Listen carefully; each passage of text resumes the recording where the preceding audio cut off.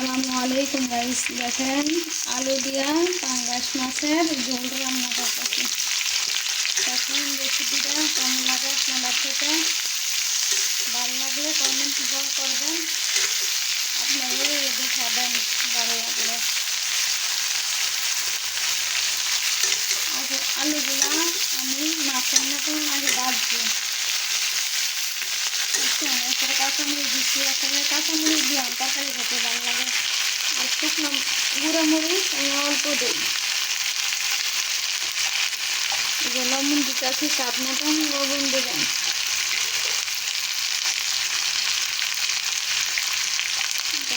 আগে মতন লবণ দেবেন। আর হলুদের গুঁড়া ভালো হলে 2 চামচ দেবেন।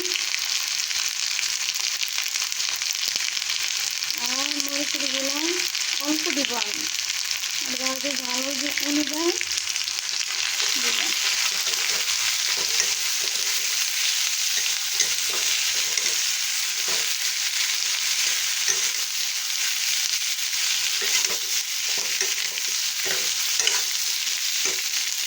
হালকা একটু পানি দিয়ে দিব কষার জন্য,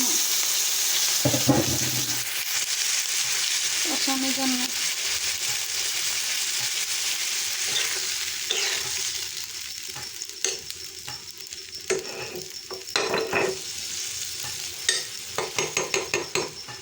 অলরেডি বাজার লগে আলুগুলা সিদ্ধ হয়ে গেছে।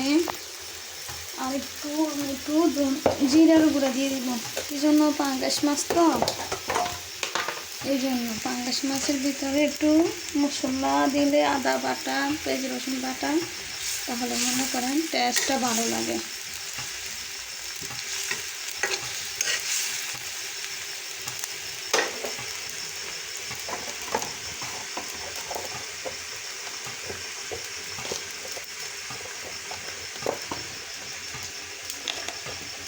মানুষ কম তো, এই জন্য মাছও কম, তরকারিও কম।